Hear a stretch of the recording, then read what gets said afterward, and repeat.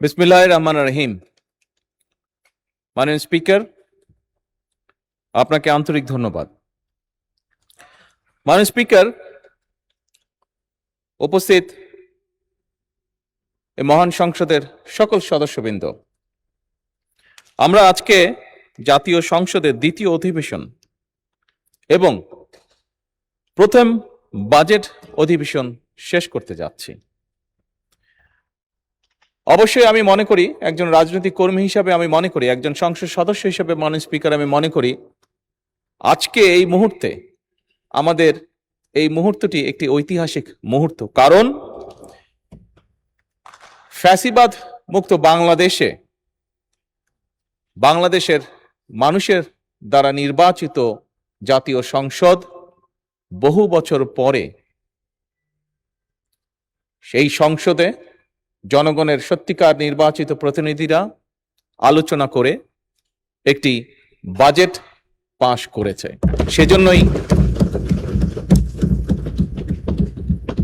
সেজন্যই মাননীয় স্পিকার, এই মুহূর্তটি একটি ঐতিহাসিক মুহূর্ত।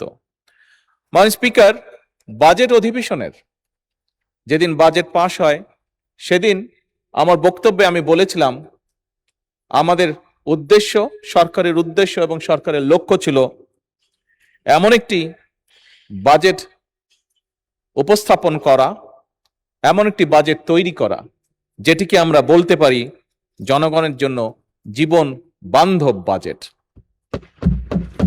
মাননীয় স্পিকার, অতীতে আমরা দেখেছি অধিকাংশ সময়, সব সময় না হলে অধিকাংশ সময়, বাজেট উপস্থাপনের পরেই বিভিন্ন রাজনৈতিক দল, বিভিন্ন সমাজের বিভিন্ন শ্রেণী পেশার মানুষ কিভাবে তাদের রিয়াকশনগুলো জানিয়েছিল। বাট এই বছর আমরা বাজেট উপস্থাপনের পরে বাজেট নিয়ে যে সকল সংগঠন বিভিন্ন সময় চুলচেরা বিশ্লেষণ করে থাকে, আলহামদুলিল্লাহ, আল্লাহর রহমতে তারাও বলেছে যে এই বাজেটটি অনেকটাই জনবান্ধব। এই বাজেটকে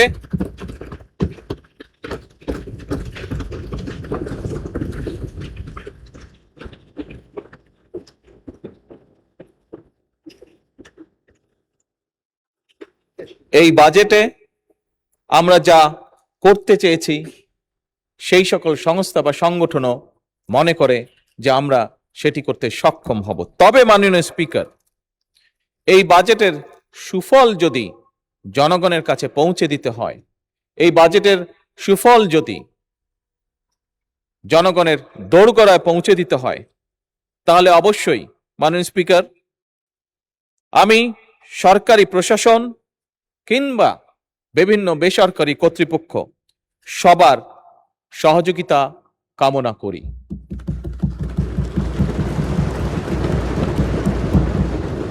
মাননীয় স্পিকার, আমি এই সংসদের সকল সংসদ সদস্য এবং দেশের গণতান্ত্রিক জনগণকে আন্তরিকভাবে ধন্যবাদ জানাতে চাই।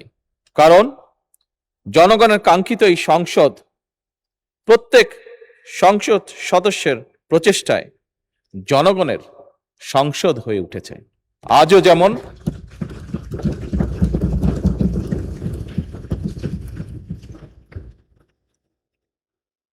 যেমন মাননীয় স্পিকার, একটি বিল উপস্থাপনকে কেন্দ্র করে আমাদের মধ্যে হয়তো দ্বিমত আছে, কিন্তু সংসদের উভয় পার্শ্ব প্রাণবন্ত আলোচনা করেছে এবং প্রাণবন্ত আলোচনা করার মাধ্যমে প্রত্যেক যারা আলোচনা অংশগ্রহণ করেছেন, এমনকি মাননীয় বিরোধী দলীয় নেতাও সেই আলোচনায় সংক্ষিপ্তভাবে অংশগ্রহণ করেছেন। এই আলোচনার মাধ্যমে যে যার চিন্তা উপস্থাপন করতে সক্ষম হয়েছেন। মাননীয় স্পিকার, এটাই হচ্ছে গণতন্ত্রের সৌন্দর্য, এটাই হচ্ছে সংসদীয় গণতন্ত্রের মাধুর্য। মাননীয় স্পিকার, আপনার মাধ্যমে আমি সকল সংসদ সদস্যকে এই অধিবেশনে অংশগ্রহণ করে আমরা গণতান্ত্রিকভাবে যে প্রত্যেকটি সিদ্ধান্ত গ্রহণ করতে পেরেছি তার জন্য আমার পক্ষ থেকে আমি সকলকে আন্তরিকভাবে ধন্যবাদ জানাই। মাননীয় স্পিকার, এবার আমি স্মরণ করতে চাই কিছু মানুষকে, কিছু সময় যে মানুষগুলো তাদের জীবনকে উৎসর্গ করেছিলেন এবং তাদের উৎসর্গকৃত জীবনের জন্যই, যে জীবনকে তারা উৎসর্গ করেছেন, তার জন্যই আজ আমরা এখানে দাঁড়িয়ে কথা বলছি। মাননীয় স্পিকার, আমি স্মরণ করতে চাই 1971 সালে স্বাধীনতা অর্জনের যুদ্ধে যে সকল মুক্তিযোদ্ধা শহীদ হয়েছেন। আমি স্মরণ করতে চাই 1975 সালের 7ই নভেম্বর সিপাহী জনতার ঐতিহাসিক বিপ্লব। আমি স্মরণ করতে চাই 2013 সালের শাপলা চত্বরে গণহত্যার যে সকল ব্যক্তি শহীদ হয়েছেন। স্মরণ করতে চাই 1990 সালের স্বৈরাচারী বিরোধী আন্দোলনে যে সকল রাজনৈতিক কর্মী শহীদ হয়েছেন, যারা বিভিন্নভাবে ক্ষতিগ্রস্ত হয়েছেন। স্মরণ করতে চাই 2009 সালের বিডিআর বিদ্রোহের নামে যে হত্যাযজ্ঞের কালো অধ্যায়, যে অফিসাররা শহীদ হয়েছেন। মাননীয় স্পিকার, 1.5 দশকের ফ্যাসিবাদী আন্দোলনের বিরুদ্ধে গণতন্ত্র পুনঃপ্রতিষ্ঠা করতে গিয়ে বিরোধী রাজনৈতিক দল এবং অসংখ্য অরাজনৈতিক ব্যক্তি যারা বিভিন্নভাবে শহীদ হয়েছেন, নির্যাতিত হয়েছেন, হত্যা গুমের শিকার হয়েছেন, সেই মানুষগুলোকে আমি স্মরণ করতে চাই। মাননীয় স্পিকার, 2024 সালে দেশ এবং জনগণের স্বাধীনতা রক্ষায় রক্তক্ষয়ী গণ অভ্যুত্থান, সেই অভ্যুত্থানে জনগণের সেই অভ্যুত্থানে যারা শহীদ হয়েছেন, সেই শহীদদেরকে আমি শ্রদ্ধার সঙ্গে স্মরণ করতে চাই। মাননীয় স্পিকার, বাংলাদেশের স্বাধীনতার পর বিভিন্ন সময় ইতিহাসের বাঁকে বাঁকে এমন প্রতিটি আন্দোলন সংগ্রামে অসংখ্য অগণিত মানুষ, যাদের নাম আমরা জানি না, যাদের অনেককেই হয়তো আমরা চিনি না, এই মুহূর্তে, আজকের এই দিনে, এই ঐতিহাসিক মুহূর্তে সকল ব্যক্তির প্রতি আমি শ্রদ্ধা জানাতে চাই, তাদের রুহের মাগফিরাত কামনা করতে চাই। মাননীয় স্পিকার, এই সংসদে দাঁড়িয়ে আজ যখন আমরা আলোচনা করছি, সেই সময়টি হচ্ছে জুলাই মাস। 2024 সালের জুলাই মাসে শুরু হওয়া যে আন্দোলন ছিল, সেই আন্দোলনটি পরবর্তীতে গণ অভ্যুত্থানে, ছাত্র জনতার গণ অভ্যুত্থানে রূপ নিয়েছিল। মাননীয় স্পিকার, 2024 সালের বীর ছাত্র জনতার গণ অভ্যুত্থানে জুলাই শহীদদের আমি বিশেষভাবে স্মরণ করতে চাই আজকের এই সংসদ অধিবেশনে।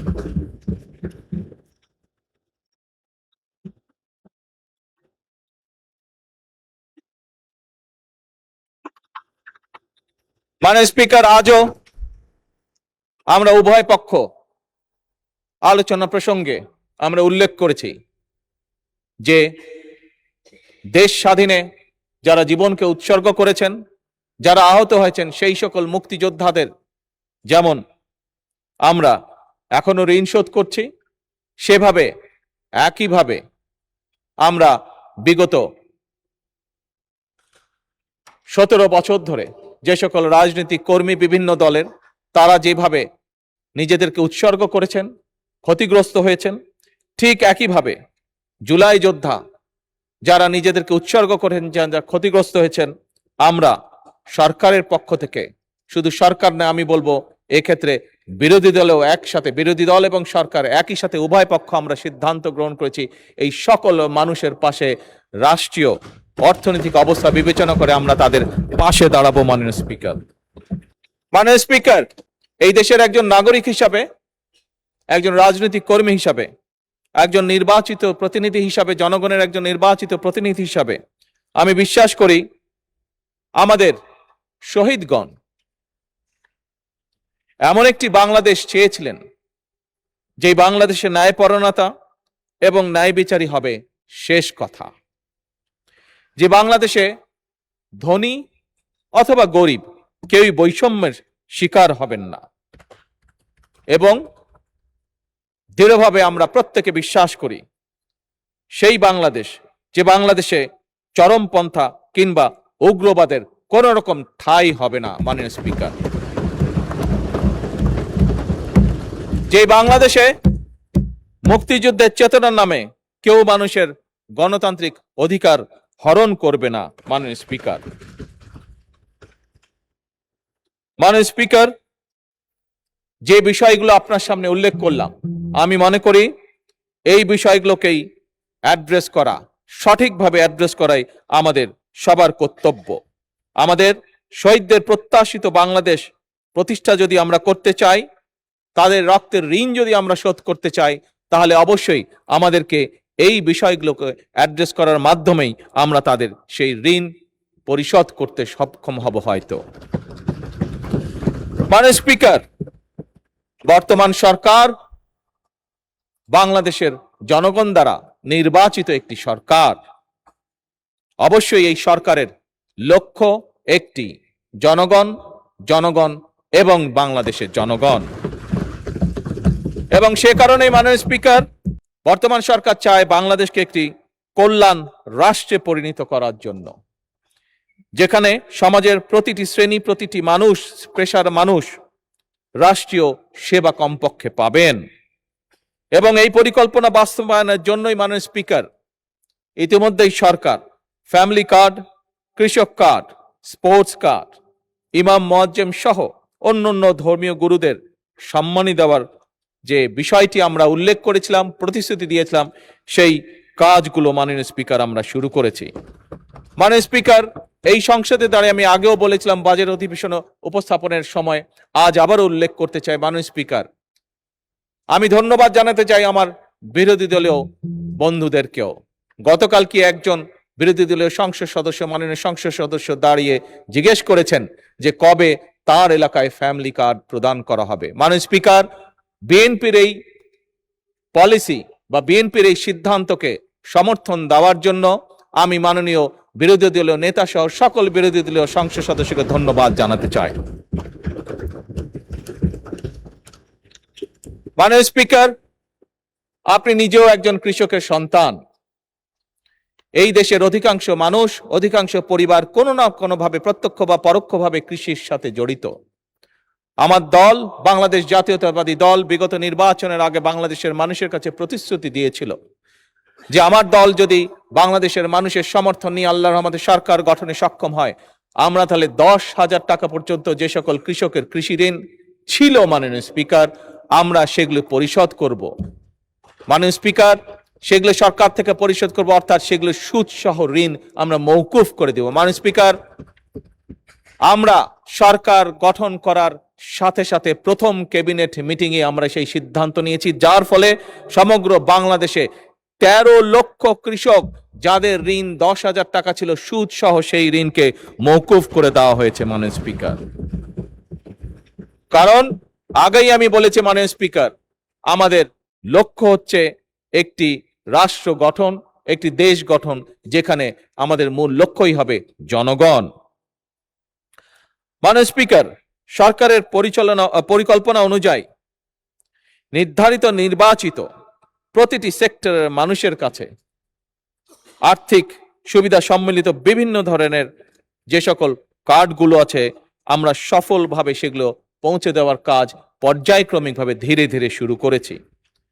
কিন্তু মাননীয় স্পিকার, এই সবগুলোকে এক সময় আমরা একটি কার্ডের মধ্যে নিয়ে আসতে চাই এবং সেজন্যই মাননীয় স্পিকার, আমরা সিদ্ধান্ত গ্রহণ করেছি পর্যায়ক্রমিকভাবে আমরা সবগুলো, সেটি কৃষক কার্ড হোক, সেটি ফ্যামিলি কার্ড হোক, সেটি প্রবাসী কার্ড হোক, সেটি ইমাম মুয়াজ্জেম সাহেবদেরকে যে সম্মানী দেওয়া হচ্ছে সেটির কার্ড হোক, সবকিছু আমরা ইউনিভার্সাল কার্ড নামে একটি কার্ডের ভিতরেই আমরা সবকিছু নিয়ে আসব। মাননীয় স্পিকার, আগেও বলেছি, আবারও বলছি, একজন নাগরিক হিসাবে, একজন রাজনীতিবিদ, রাজনৈতিক কর্মী হিসাবে, একজন জনগণের নির্বাচিত প্রতিনিধি হিসাবে আমি বিশ্বাস করি রাষ্ট্র যদি নাগরিকদের দায় মেটাতে ব্যর্থ হয়, তাহলে জনগণ এবং রাষ্ট্র উভয়ই দুর্বল হয়ে পড়বে। মাননীয় স্পিকার, আমি মনে করি এই সকল সুবিধা নাগরিকদের প্রতি রাষ্ট্রের করুণা নয়, বরং এই সকল যেগুলো আমরা দিতে চাইছি, যেগুলো আমরা কাজগুলো করতে চাইছি, এগুলো হচ্ছে রাষ্ট্রের দায় জনগণের প্রতি। মাননীয় স্পিকার, ভবিষ্যতে যদি আমরা স্বৈরাচারকে রুখতে চাই, স্বৈরাচার তাবেদারকে রুখতে চাই, তাহলে অবশ্যই রাষ্ট্র এবং জনগণকে রাজনৈতিক এবং অর্থনৈতিকভাবে শক্তিশালী করতে হবে। মাননীয় স্পিকার, বর্তমান সরকার শুধু যে বিভিন্ন শ্রেণী পেশার মানুষকে সহযোগিতা করার জন্য বিভিন্ন রকম কার্ড যে প্রদান করবে তা নয়, আর্থিক সহায়তা হয়তো আমরা অবশ্যই তৈরি করব জনগণকে অর্থনৈতিকভাবে শক্তিশালী করে তোলার জন্য, বিশেষ করে যারা ডিপ্রাইভ অংশ, জনগণের যে অংশটি ডিপ্রাইভ। কিন্তু মাননীয় স্পিকার, একই সাথে আমাদের আরেকটি অন্যতম মূল লক্ষ্য হচ্ছে এই দেশে, বাংলাদেশে কর্মক্ষম যে জনশক্তি রয়েছে, সেই কর্মক্ষম জনশক্তির জন্য কর্মসংস্থানের সৃষ্টি করা, কর্মসংস্থানের জন্য সুনির্দিষ্ট পরিকল্পনা গ্রহণ করা। মাননীয় স্পিকার, সেজন্যই বিভিন্ন সেক্টরে আমরা ভাগ করে করে পরিকল্পনা গ্রহণ করেছি, যার ফলে আমরা প্রত্যাশা করি, আমরা আশা করি ইনশাআল্লাহ আমরা লক্ষ্য নয় কোটি মানুষের কর্মসংস্থান সৃষ্টিতে আমরা সক্ষম হব পর্যায়ক্রমিকভাবে। মাননীয় স্পিকার, জনশক্তি রফতানি ছাড়াও দেশের ভিতরে বিভিন্ন তথ্য প্রযুক্তি খাতে আমরা 10 লক্ষ কর্মসংস্থান সৃষ্টির পরিকল্পনা গ্রহণ করেছি। একই সাথে মাননীয় স্পিকার, যোগাযোগ পরিবহন খাতের এছাড়া ব্লু ইকোনমি বলতে আমরা যেটা বুঝি, সেই সামুদ্রিক সম্পদ আহরণ এবং ইকো ট্যুরিজমের খাতেও মাননীয় স্পিকার 10 লক্ষ কর্মসংস্থান আমরা সৃষ্টির চেষ্টা করছি। মাননীয় স্পিকার, এর বাইরেও বিদেশের কর্মসংস্থান ইজি করার জন্য, সহজ করার জন্য আমরা বিভিন্ন ভাষা এবং দক্ষতা প্রশিক্ষণও আমরা চালু করেছি। মাননীয় স্পিকার, চাহিদা ভিত্তিক এবং যুব উপযোগী শিক্ষা, উচ্চশিক্ষা প্রতিষ্ঠানের প্রশিক্ষণ এবং ক্যারিয়ার সেন্টার স্থাপনও আমাদের এই পরিকল্পনা মাননীয় স্পিকার এগিয়ে চলছে। মাননীয় স্পিকার, বাজেট অধিবেশনে মাননীয় অর্থমন্ত্রী উপস্থাপন করেছেন যে কোন প্রেক্ষাপটে কি পরিস্থিতিতে আমরা বাংলাদেশের দায়িত্বভার গ্রহণ করেছি। মাননীয় স্পিকার, ঋণ নির্ভর অর্থনীতিকে আমরা পরিণত করতে চাই বিনিয়োগ নির্ভর অর্থনীতি, এবং আমাদের সরকারের যে মূল যে কটি পরিকল্পনা তার অন্যতমই হচ্ছে যে বিনিয়োগ নির্ভর থেকে অর্থনীতিকে, ঋণ নির্ভর থেকে অর্থনীতিকে আমরা বিনিয়োগ নির্ভর অর্থনীতিতে পরিণত করব, কর্মসংস্থান সৃষ্টি করব, সম্পদ তৈরিতে আমরা বিনিয়োগ নির্ভর অর্থনীতি হবে আমাদের প্রধান চালিকা শক্তি। মাননীয় স্পিকার, এবং সেই কারণেই বর্তমান সরকার সকল পরিকল্পনা এমনভাবে তৈরি করেছে যাতে ইনশাআল্লাহ 2034 সালের মধ্যে আমরা $1 ট্রিলিয়ন অর্থনীতির কাছাকাছি চলে যেতে পারি। মাননীয় স্পিকার, পরিবেশ দূষণ, জলবায়ু পরিবর্তন, বৃক্ষরোপণ কর্মসূচি দেশকে শুধুমাত্র রাজনৈতিক এবং অর্থনৈতিকভাবেই শক্তিশালী করবে না, বরং আমরা দৃঢ়ভাবে বিশ্বাস করি জলবায়ু পরিবর্তনের চ্যালেঞ্জ মোকাবেলা করে বাংলাদেশের ভূমিকে বসবাসযোগ্য করে তুলতেও বর্তমান সরকার আমরা নির্দিষ্ট কতগুলি পরিকল্পনা গ্রহণ করেছি। মাননীয় স্পিকার, আগামী 5 বছর স্বেচ্ছাশ্রম এবং সরকারি উদ্যোগে আমরা সারা দেশে 25 কোটি বৃক্ষরোপণ বা সবুজ কর্মসংস্থান সৃষ্টির কাজ আমরা হাতে নিয়েছি। মাননীয় স্পিকার, আজকের অধিবেশনের প্রথম পাঠে আমি বলেছিলাম যে আজকে সকালে আমি প্রাথমিক স্কুলের বাচ্চাদের একটি অনুষ্ঠানে যোগদান করেছিলাম। সেই অনুষ্ঠানেও সেইখানে আমি নিজে এবং অনলাইনে কানেক্টেড হয়ে বিভিন্ন বাংলাদেশের বিভিন্ন উপজেলায় সাথে স্কুলগুলোর সাথে কানেক্টেড হয়ে মাননীয় স্পিকার, আজকে সকালে আমরা প্রায় 2 লক্ষ গাছের চারা আমরা রোপণ করেছি। মাননীয় স্পিকার,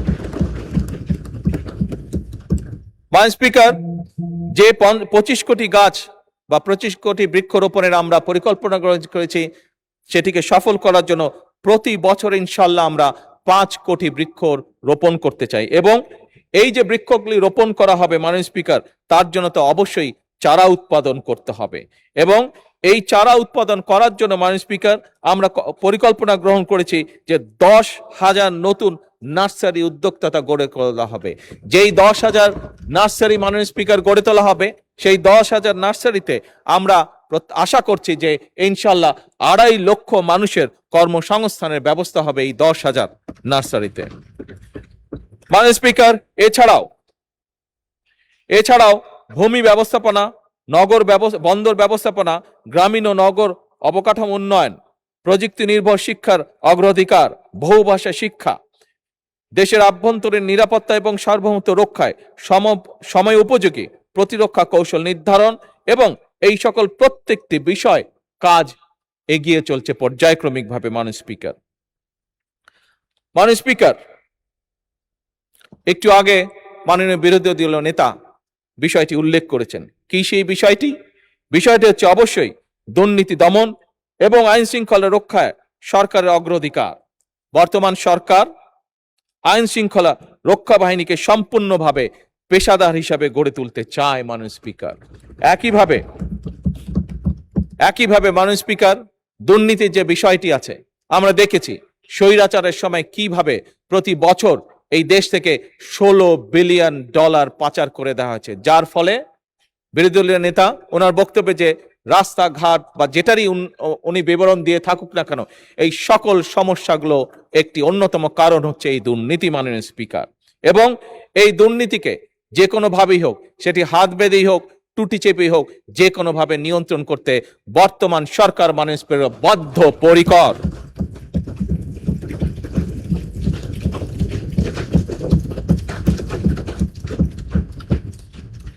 মাননীয় স্পিকার, দেশের মানুষের যে কটি চাওয়া, তার মধ্যে অন্যতম সাধারণ নাগরিকের, খেটে খাওয়া মানুষের অন্যতম চাওয়া হচ্ছে একটি নিরাপদ পরিবেশ। অর্থাৎ একজন কৃষক হোক, একজন শ্রমিক হোক, একজন শিক্ষক হোক, শিক্ষিকা হোক, ছোট ব্যবসায়ী হোক, যেমনই মানুষ হোক না কেন, প্রত্যেকটি মানুষ চায় দিন শেষে কাজ শেষ করে যখন সে বাড়িতে ফিরে যাবে তখন সে নিরাপদে যাতে যেতে পারে বাড়িতে, অথবা দিন শেষে বাড়ি গিয়ে যখন পরিবারকে নিয়ে যদি কোথাও বেড়াতে বের হয় সে যাতে নিরাপদে যেতে পারে, আবার নিরাপদে তার বাসস্থানে ফিরে আসতে পারে। মাননীয় স্পিকার, জনগণের এই নিরাপত্তা নিশ্চিত করার জন্য একটু আগেই আমরা উল্লেখ করেছি, আমরা আইন শৃঙ্খলা বাহিনীকে পেশাদার হিসাবে গড়ে তুলতে চাই এবং সেটিরই অংশ হিসেবে মাননীয় স্পিকার, আমরা বর্তমান সরকার 10,000 নতুন পুলিশ কনস্টেবল নিয়োগ দেওয়ার পরিকল্পনাও হাতে নিয়েছে। মাননীয় স্পিকার, আগেও বলেছি, আবারও আমি উল্লেখ করতে চাই, বর্তমান সরকার কোনোভাবেই কোনো প্রকার চরমপন্থা বা উগ্রবাদকে প্রশ্রয় দিবে না এবং আমরা যেভাবে সরকারি দল এবং বিরোধী দল আমরা বিভিন্ন বিষয় এই সংসদে কোনো বিষয় হয়তো দ্বিমত করেছি, কিন্তু একই সাথে অনেক বিষয় আমরা একমত পোষণ করেছি।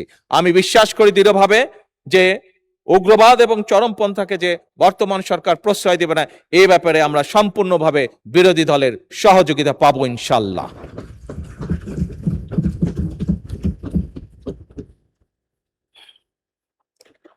মাননীয় স্পিকার, আজ থেকে প্রায় 3 বছর আগে জনগণের আকাঙ্ক্ষার বাংলাদেশ গঠনের জন্য বাংলাদেশ জাতীয়তাবাদী দল জনগণের সঙ্গে বিভিন্ন জেলা, উপজেলা পর্যায়ে, গ্রাম পর্যায়ে জনগণের সঙ্গে সংলাপের মাধ্যমে 31 দফা আমরা জাতির সামনে, দেশের সামনে উপস্থাপন করেছিলাম।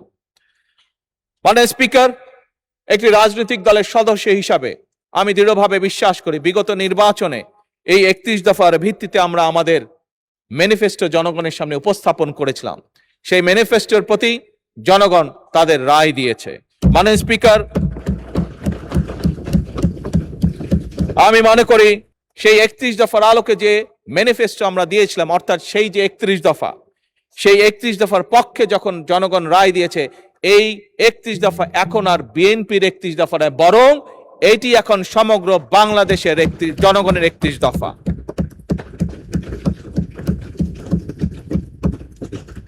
এবং এই 31 দফা এখন যেরকম, 31 দফা এখন যেমন সমগ্র বাংলাদেশের জনগণের 31 দফা, মাননীয় স্পিকার, ঠিক একইভাবে এই পবিত্র জাতীয় সংসদের দক্ষিণ প্লাজায় আমরা নির্বাচনের আগে প্রায় সবগুলো রাজনৈতিক দল, আজ আমার দল, একই সাথে বিরোধী রাজনৈতিক দল, আমরা এই জুলাই সনদ স্বাক্ষর করেছিলাম। মাননীয় স্পিকার, আগেও বলেছি, আজও বলছি, পরিষ্কারভাবে দ্ব্যর্থহীন ভাষায় আমি বলতে চাই, আমরা জুলাই সনদ যেটি স্বাক্ষর করেছিলাম, স্বাক্ষরিত প্রতিটি জুলাই সনদের স্বাক্ষরিত প্রতিটি দফা বাস্তবায়নে আমরা জনগণের কাছে দায়বদ্ধ, অঙ্গীকারবদ্ধ। মাননীয় স্পিকার, মাননীয় স্পিকার, ফ্যাসিবাদ স্বৈরাচারের আমলে যেভাবে দেশের প্রতিটি প্রতিষ্ঠানকে, সংগঠনকে ধ্বংস করে দেওয়া হয়েছে, প্রতিটি সাংবিধানিক সংগঠনকে যেমন ধ্বংস করে দেওয়া হয়েছে, তার মধ্যে অন্যতম একটি ছিল বাংলাদেশের শিক্ষা খাত। আপনি দেখেছেন মাননীয় স্পিকার, আপনার পরিষ্কার মনে আছে কিভাবে সেই সময় নকলকে উৎসাহিত করা হয়েছিল, কিভাবে সেই সময় অটো প্রমোশন দিয়ে আমাদের ছাত্রছাত্রীদের ভবিষ্যৎকে ধ্বংস করে দেওয়া হয়েছিল। মাননীয় স্পিকার, অত্যন্ত দুঃখের সাথে বলতে হয়, অন্তর্বর্তীকালীন সরকারের সময়ও আমরা এ ব্যাপারে কোনো পদক্ষেপ গ্রহণ করতে দেখিনি।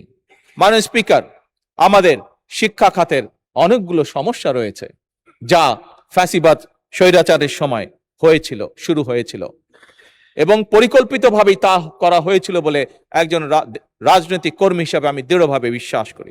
মাননীয় স্পিকার, এই সমস্যাগুলোকে অ্যাড্রেস করার জন্য যেমন প্রাথমিক সহ সকল পর্যায়ে শিক্ষকদের প্রশিক্ষণ, সঠিকভাবে ভালো প্রশিক্ষণ দেওয়ার জন্য, একইভাবে বিভিন্ন বিতর্কিত বিষয়গুলো সিলেবাসগুলো থেকে ধীরে ধীরে সরিয়ে আনা, একইভাবে শিক্ষার বিভিন্ন উপকরণ নিশ্চিত করা, এই সকল বিষয়গুলোকে আমরা প্রাধান্য দিতে চাই মাননীয় স্পিকার। এবং এই কারণেই আপনি দেখেছেন মাননীয় স্পিকার, এবার বাজেটে বর্তমান সরকার শিক্ষা খাতে সবচেয়ে বেশি বরাদ্দ রেখেছে। এবং মাননীয় স্পিকার, আমরা দেখেছি পৃথিবীতে যে কটি দেশ উন্নতি করেছে প্রত্যেকেই তারা শিক্ষা খাতে সকল সময় বরাদ্দ বেশি রেখেছে। মাননীয় স্পিকার, ইজিপ্ট, সেখানে একটি বিশ্ববিদ্যালয়ে লেখা আছে, যদি কোনো জাতিকে ধ্বংস করতে হয় তাহলে তার শিক্ষা ব্যবস্থাকে ধ্বংস করে দাও। মাননীয় স্পিকার, আমার কেন জানি মনে হয় এই বাক্যটিকে স্বৈরাচার, ফ্যাসিবাদ স্বৈরাচার মনে প্রাণে গ্রহণ করেছিল কাউকে খুশি করার জন্য। মাননীয় স্পিকার, কোন একটি বিশেষ গোষ্ঠী, কোন একটি বিশেষ দেশকে খুশি করার জন্য তারা এই নীতিটি গ্রহণ করেছিল। মাননীয় স্পিকার, বর্তমান সরকার সম্পূর্ণভাবে এটির বিরোধী এবং দেশের ভবিষ্যৎ প্রজন্মকে সঠিকভাবে শিক্ষা দেওয়ার জন্য, দেশের ভবিষ্যৎ প্রজন্মকে ভালো শিক্ষার নিশ্চয়তা দেওয়ার জন্য, দেশের ভবিষ্যৎ প্রজন্মকে যারা গড়ে তুলবেন সেই সকল শিক্ষকদেরকে সুন্দরভাবে সঠিক ভালো ট্রেনিং দেওয়ার জন্য সকল উদ্যোগ বর্তমান সরকার গ্রহণ করেছে। মাননীয় স্পিকার, এই কার্যক্রম যাতে আমরা সঠিকভাবে চালিয়ে যেতে পারি সেজন্য মাননীয় স্পিকার, আমরা যে পরিকল্পনা গ্রহণ করছি আগামী 5 বছরে ইনশাল্লাহ বাজেটের শতকরা 5% আমরা শিক্ষা খাতে পর্যায়ক্রমিকভাবে বরাদ্দ করব, জিডিপির 5%। মাননীয় স্পিকার, মাননীয় স্পিকার, আমরা যতই বলি না কেন, ছোটবেলায় একটি লেখা পড়েছিলাম বইয়ের মধ্যে, স্বাস্থ্যই হচ্ছে সকল সুখের মূল। যদি স্বাস্থ্য কারো নষ্ট হয়ে যায়, তাকে যা কিছুই দেওয়া হোক না কেন, কোনো কিছু, ভালো খাবার দেওয়া হোক, ভালো পোশাক দেওয়া হোক, ভালো জায়গায় ঘুরতে নিয়ে যাওয়া হোক, কোনো কিছুই সে উপভোগ করতে পারবে না। মাননীয় স্পিকার, আমরা অতীতের শিক্ষা ব্যবস্থার যে করুণ চিত্র সংক্ষেপে আপনার সামনে তুলে ধরেছিলাম মাননীয় স্পিকার, একইভাবে স্বৈরাচার, ফ্যাসিবাদ স্বৈরাচারের সময় স্বাস্থ্য খাতকেও সম্পূর্ণভাবে ধ্বংস করে দেওয়া হয়েছিল।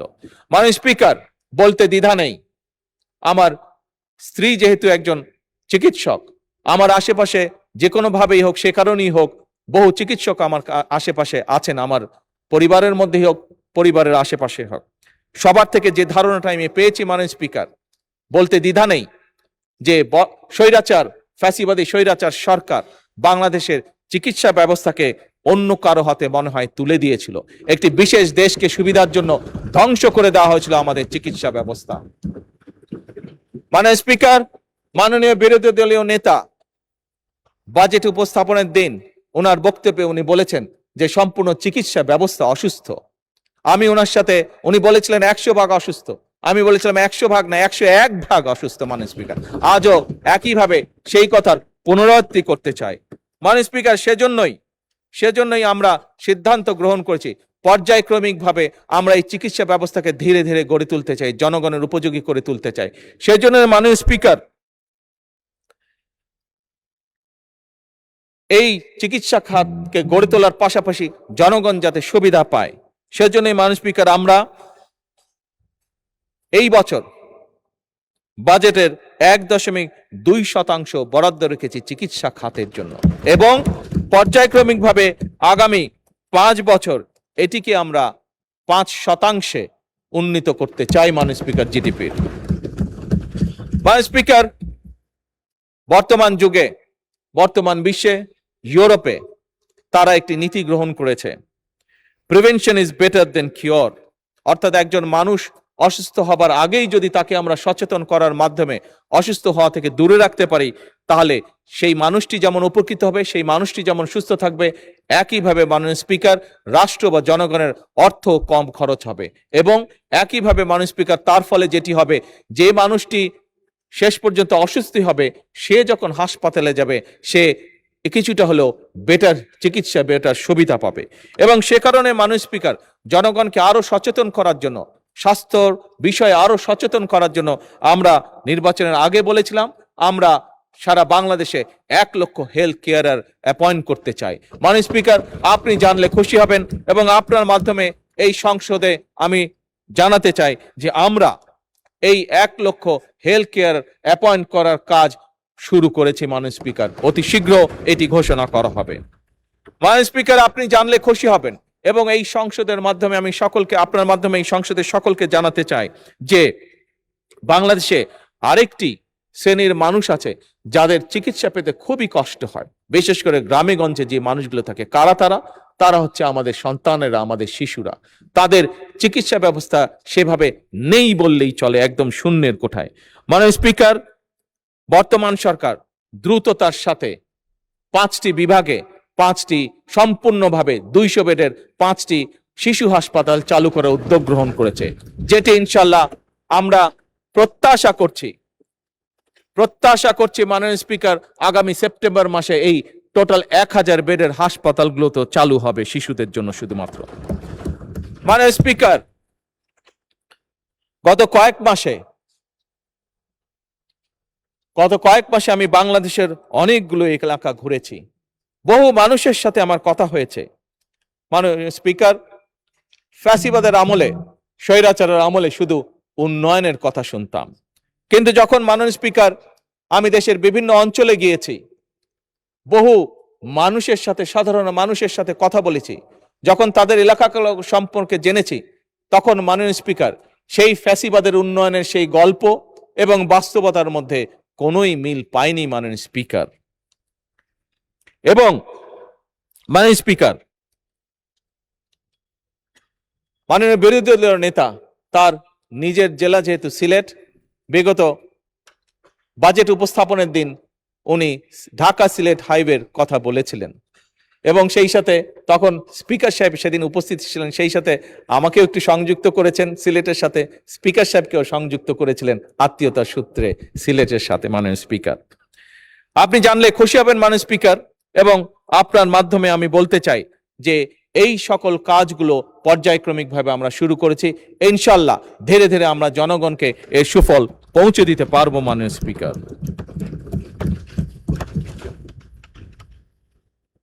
মাননীয় স্পিকার, আমি আরেকটি খাতের কথা উল্লেখ না করলেই নয়। বিগত স্বৈরাচারের সময় আমরা দেখেছি অনেকগুলো খাতের মধ্যে একটি খাতকে স্বৈরাচার এবং তার আশেপাশের ক্লোজ যারা লোকজন ছিল তারা বেছে নিয়েছিল নিজেদের পকেট ভারী করার জন্য। মাননীয় স্পিকার, কোন সেই খাতটি? সেই খাতটি ছিল মাননীয় স্পিকার বিদ্যুৎ সেক্টর। ফ্যাসিবাদের সময় 1.5 দশকে বিদ্যুৎ খাত থেকে হরিলুট হয়েছে কমপক্ষে মাননীয় স্পিকার 3 লক্ষ কোটি টাকা। কুইক রেন্টাল গুলোকে, এইটি ছিল তাদের কুইক রেন্টালের নামে কুইক মানি অর্জনের একটি সেক্টর, কুইক দুর্নীতির একটি সেক্টর। মাননীয় স্পিকার, এই কুইক রেন্টাল গুলোকে কমপক্ষে 1,30,000 কোটি টাকারও বেশি ক্যাপাসিটি চার্জ দেওয়া হয়েছিল, কিন্তু মাননীয় স্পিকার জনগণ কিন্তু তার সুফল পায় নাই। মাননীয় স্পিকার, জ্বালানি খাত ফ্যাসিবাদের শাসন আমলে সম্পূর্ণভাবে আমদানি নির্ভর করে ফেলা হয়েছিল এই জ্বালানি খাতকে। এবং শুধু তাই নয় মাননীয় স্পিকার, সবচেয়ে বেশি যে গুরুত্বপূর্ণ বিষয়টি সম্পূর্ণভাবে উপেক্ষা করা হয়েছিল সেটি হচ্ছে মাননীয় স্পিকার, স্বাভাবিকভাবে জ্বালানি এটি আমাদেরকে ইম্পোর্ট করে আনতে হয় বিদেশ থেকে। আমরা এখানে আমাদের কোনো তেলের খনি নেই, ডিজেল বলেন পেট্রোল বলেন, যেটি আমাদেরকে সম্পূর্ণভাবে বিদেশ থেকে ইম্পোর্ট করতে হয়। কিন্তু ইম্পোর্ট করে আনতে হলেও মাননীয় স্পিকার যেই মজুদটি রাখা উচিত আপৎকালীন সময়ের জন্য, সেই মজুদের উপরে কোনো রকমই নজর দেওয়া হয়নি। ফলে আগে মাত্র 30 দিনেরও কম মজুদ আমাদের হাতে থাকতো। বিগত 3 মাস কাজ করার ফলে, বিশেষ করে যখন এই সমস্যা তৈরি হলো মধ্যপ্রাচ্যের, আমরা কাজ শুরু করেছি এবং পর্যায়ক্রমিকভাবে মাননীয় স্পিকার আমরা এই মজুদটাকে এখন 45 দিনের উপরে নিয়ে গেছি এবং ইনশাল্লাহ এটিকে আমরা 90 দিন পর্যন্ত নিয়ে যাওয়ার পরিকল্পনা গ্রহণ করছি মাননীয় স্পিকার। মাননীয় স্পিকার, আপনি জানলে আশ্চর্য হবেন মাননীয় স্পিকার, বিগত স্বৈরাচারের সময় 17 বছর ধরে বাংলাদেশের যে বাপেক্স আছে, আমাদের যে গ্যাস কূপ খননের যে সংস্থাটি আছে, তাদেরকে কোনোভাবেই কোনো রকম ভাবে সুযোগ দেওয়া হয়নি কাজ করার জন্য মাননীয় স্পিকার। সম্পূর্ণভাবে বিদেশিদের হাতে এটি ছেড়ে দেওয়া হয়েছিল। মাননীয় স্পিকার, বর্তমান সরকার বাপেক্সকে সক্রিয় করে আবার গড়ে তুলছে। তাদের জন্য রিগ আমদানি করা হচ্ছে এবং তারা নিজেরা গ্যাস কূপ খনন করবে মাননীয় স্পিকার। তারা নিজেরা গ্যাস কূপ খনন করার মাধ্যমে নতুন গ্যাস কূপ খনন করবে, পুরনগুলোতেও তারা গ্যাসের অনুসন্ধান করবে মাননীয় স্পিকার। মাননীয় স্পিকার,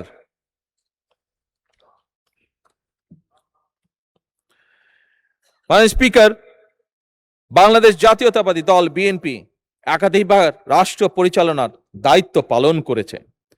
সে অভিজ্ঞতা এবং পরিকল্পনা নিয়ে আমরা কাজ করছি মাননীয় স্পিকার। এবারও রাষ্ট্র পরিচালনায় আমাদের সুনির্দিষ্ট কতগুলো পরিকল্পনা রয়েছে, যা সংক্ষেপে আপনার সামনে আমি তুলে ধরেছি মাননীয় স্পিকার। মাননীয় স্পিকার, যদিও আমাদের অর্থনীতি দুর্বল, সমগ্র বিশ্ব একটি যুদ্ধ পরিস্থিতির ভিতর দিয়ে যাচ্ছে এবং এই সংসদ, এই সরকারের কাছে জনগণের প্রত্যাশা অপরিসীম। মাননীয় স্পিকার, এমন পরিস্থিতিতেও আমরা ঘুরে দাঁড়াতে শুরু করেছি মাননীয় স্পিকার, অর্থনৈতিকভাবে ধীরে ধীরে ঘুরে দাঁড়াতে শুরু করেছি মাননীয় স্পিকার। মাননীয় স্পিকার, আমরা জনগণকে সাথে নিয়ে পরিকল্পনাগুলোকে ইনশাল্লাহ বাস্তবায়ন করব। কারণ মাননীয় স্পিকার, বাংলাদেশের জনগণ পরিশ্রমী, আমাদের তরুণরা উদ্যমী, আমাদের কৃষকরা পরিশ্রমী এবং উৎপাদনশীল মাননীয় স্পিকার, এবং আমাদের উদ্যোক্তারা সম্ভাবনাময়। মাননীয় স্পিকার, আমি বিশ্বাস করি সরকার যদি ব্যবসা বাণিজ্যের সামনে সকল বাধা সরিয়ে দিতে সক্ষম হয়, আমরা দুর্নীতিকে যদি নিয়ন্ত্রণ করতে পারি এবং ন্যায়ভিত্তিক সুযোগ সৃষ্টি করতে পারি মাননীয় স্পিকার, এবং অবশ্যই রাষ্ট্রীয় প্রতিষ্ঠানগুলোকে যদি জবাবদিহিতার আওতায় আনতে পারি মাননীয় স্পিকার, তাহলেই আমরা শহীদদের সেই প্রত্যাশিত বাংলাদেশ গড়ে তুলতে সক্ষম হব।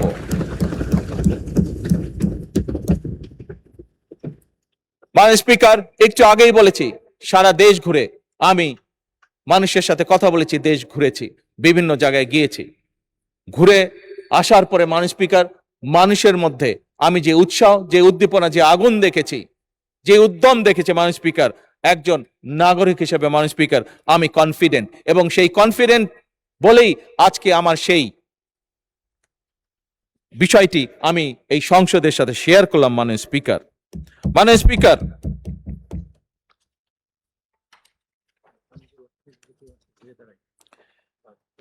মাননীয় স্পিকার, আমি আপনার মাধ্যমে এই সংসদের সকল সদস্যদের মাধ্যমে, কারণ আমরা সকলে জনগণের প্রতিনিধি, জনগণের প্রতিনিধিত্ব আমরা করছি, আমি কয়েকটি বিষয়, হয়তোবা এটি ঠিক সংসদীয় বিষয় না, তারপরে আমি মনে করি রাজনীতির বিষয় না, কিন্তু আমি মনে করি বিষয়গুলি আমাদের বর্তমান এবং ভবিষ্যতের সাথে জড়িত, এবং সে কারণে মাননীয় স্পিকার এই বিষয়গুলি আমি এই মহান সংসদের সামনে, এই 350 জনপ্রতিনিধির সামনে মাননীয় স্পিকার আমি আপনার মাধ্যমে উপস্থাপন করতে চাই। মাননীয় স্পিকার, দুর্নীতি, দুঃশাসন, স্বৈরাচার, ফ্যাসিবাদের কবলে পড়ে শুধু রাজনীতি, অর্থনীতি নয়, বরং আমাদের ধর্মীয়, খুব সম্ভবত মাননীয় বিরোধী দলীয় নেতা ওনার বক্তব্যে বিষয়টি উপস্থাপন করেছেন, ওনার সাথে একসাথে আমি উপস্থাপন করতে চাই। আমাদের ধর্মীয় সামাজিক সংস্কৃতি এবং পারিবারিক মূল্যবোধের মনে হয় অবক্ষয় ঘটেছে কিছু। মাননীয় স্পিকার, আমাদের এই মূল্যবোধকে ফিরিয়ে আনতে হবে, যে কোনো ভাবেই হোক না কেন। পারিবারিক যে মূল্যবোধ সেটিকেও আমাদের ফিরিয়ে আনা অত্যন্ত জরুরি। মাননীয় স্পিকার, মাননীয় স্পিকার, একটি ছোট্ট ছড়া আমিও ছোটবেলায় পড়েছি, আপনিও পড়েছেন, আমার বিশ্বাস অধিকাংশ বিরোধী দলের নেতাও পড়েছেন, আমি মনে করি, দৃঢ়ভাবে বিশ্বাস করি অনেক সংসদ সদস্যই পড়েছেন। সেটি কি? সেটি ছড়াটি, সকালে উঠি আমি মনে মনে বলি, সারাদিন আমি যেন ভালো হয়ে চলি। মাননীয় স্পিকার, আমাদের এই ছোটবেলার যে ছড়া বা কবিতা, যেই মূল্যবোধ, সেই মূল্যবোধ আমাদেরকে, এই সংসদকে যে কোনো মূল্যে ফিরিয়ে আনতে হবে। মাননীয় স্পিকার, যদি আমরা এই দেশকে গঠন করতে চাই, তাহলে অবশ্যই এই সকল মূল্যবোধ আমাদেরকে ফিরিয়ে আনতে হবে। এক্ষেত্রে মাননীয় স্পিকার, আমি প্রতিটি পরিবার যার যার দায়িত্ব পালন করবে বলে দৃঢ়ভাবে বিশ্বাস করি, এবং এই দায়িত্বটা যাতে প্রত্যেকটি পরিবার পালন করতে পারে, যাতে করে। মাননীয়, আপনার মাধ্যমে মাননীয় সকল সংসদ সদস্যকে আমি অনুরোধ করব, এই ব্যাপারে যদি আপনারা যার যার এলাকায় মানবিক দায়িত্ব গ্রহণ করেন, তাহলে আমরা আমাদের কাঙ্ক্ষিত বাংলাদেশকে ফিরিয়ে আনতে পারবো।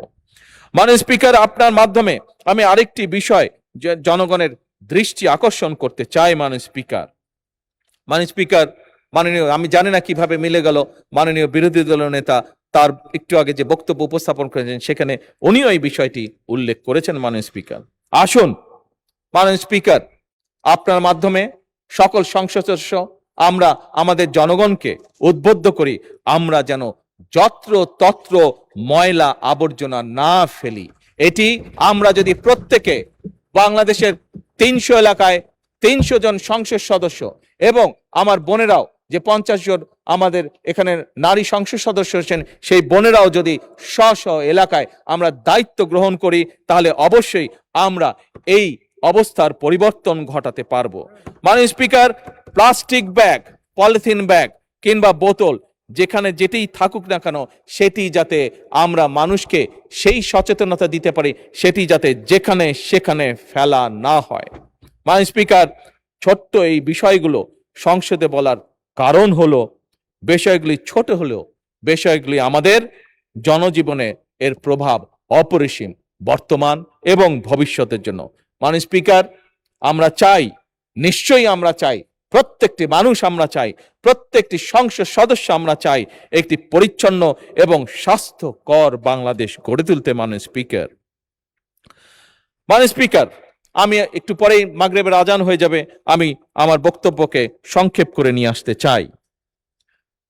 মাননীয় স্পিকার, আমি এই বাজেট অধিবেশন চলাকালীন সময় যারা নিয়ম শৃঙ্খলা রক্ষার দায়িত্ব পালন করেছেন, সার্জেন্ট অ্যাট আর্মস, সংসদের সকল পর্যায়ের কর্মকর্তা কর্মচারী সকলকে আমি আন্তরিকভাবে ধন্যবাদ জানাতে চাই।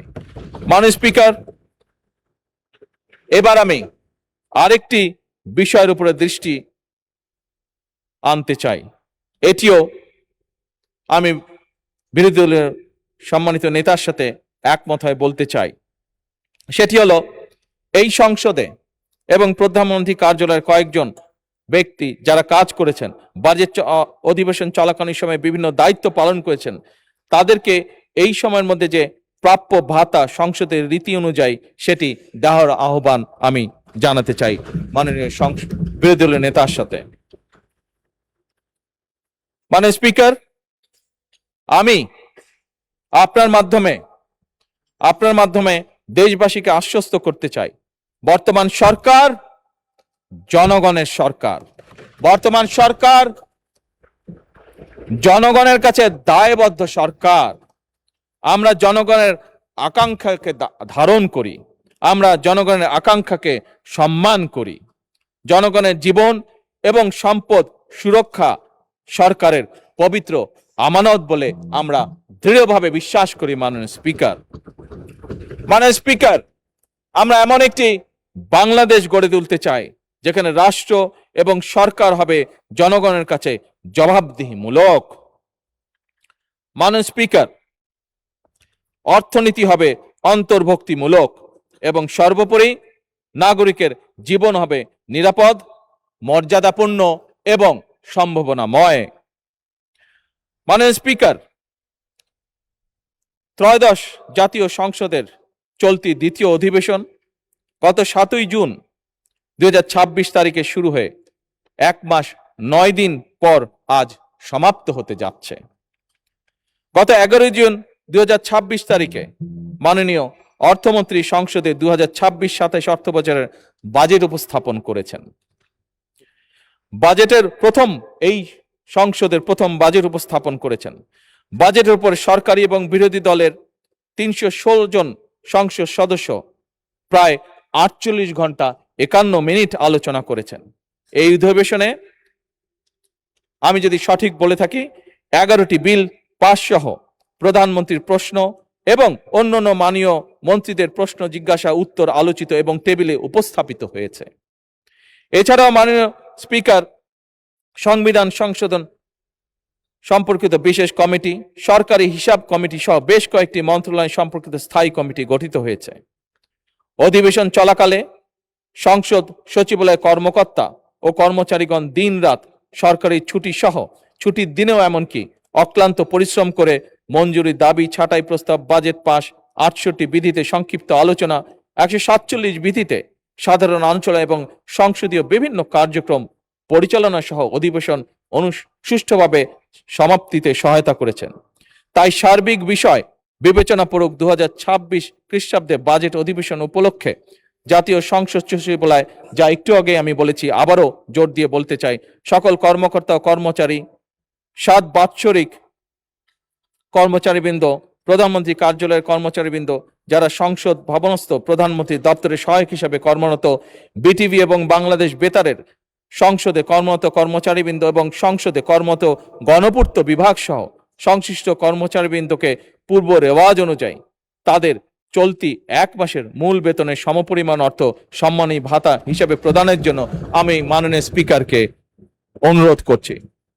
মাননীয় স্পিকার, সংসদ পরিচালনার জন্য আমি মাননীয় স্পিকারকে আন্তরিক ধন্যবাদ জানাচ্ছি। আমি ধন্যবাদ জানাচ্ছি মাননীয় ডেপুটি স্পিকারকে, মাননীয় চিফ হুইপ সহ হুইপবৃন্দ, মন্ত্রিসভার মাননীয় সদস্যবৃন্দ এবং সকল মাননীয় সংসদ সদস্যকেও আন্তরিক ধন্যবাদ। আমি মাননীয় বিরোধী দলীয় নেতা, বিরোধী দলীয় উপনেতা এবং বিরোধী দলীয় চিফ হুইপ সহ বিরোধী দলের সকল সংসদ সদস্যকেও জানাই আন্তরিক ধন্যবাদ। আমি ধন্যবাদ জানাচ্ছি সভাপতি মণ্ডলীর মাননীয় সদস্যবৃন্দকে, আন্তরিক ধন্যবাদ জানাই সংসদ সচিবালয়ে সচিব সহ কর্মকর্তা ও কর্মচারীবৃন্দকে, সরকারের বিভিন্ন মন্ত্রণালয়, বিভাগ এবং দপ্তরের কর্মকর্তা ও কর্মচারীবৃন্দকে। আরো ধন্যবাদ জানাই চিকিৎসক, পুলিশ, ফায়ার সার্ভিস, গণপূর্ত, বিদ্যুৎ ও টেলিফোন বিভাগ সহ নিরাপত্তা বাহিনী সহ সকল সেবাকারী প্রতিষ্ঠানের ব্যক্তিবর্গকে। অবশ্যই সাংবাদিক ভাইরা এর থেকে বাদ যাবেন না, ধন্যবাদ তাদেরও প্রাপ্য। মাননীয় স্পিকার, শেষ করার আগে একটি কথা বলতে চাই।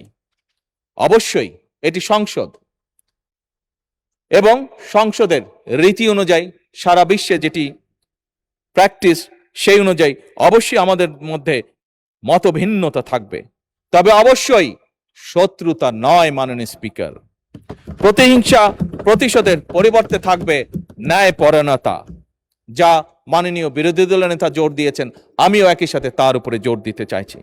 মাননীয় স্পিকার, এই বাংলাদেশ আর যাতে কখনো কোনোভাবেই ফ্যাসিবাদ, স্বৈরাচার মাথা চাড়া দিয়ে উঠতে না পারে, আর যাতে আমাদের এই প্রিয় মাতৃভূমি তাবেদারি রাষ্ট্রে পরিণত হতে না পারে, মাননীয় স্পিকার, এই প্রশ্নে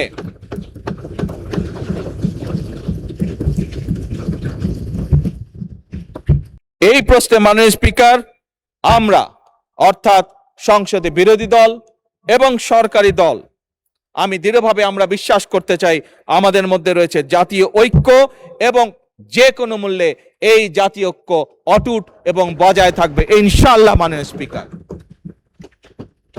স্পিকার, আপনাকে আন্তরিক ধন্যবাদ আমাকে আমার বক্তব্য উপস্থাপন করতে দেওয়ার জন্য। আল্লাহ হাফেজ। বাংলাদেশ জিন্দাবাদ।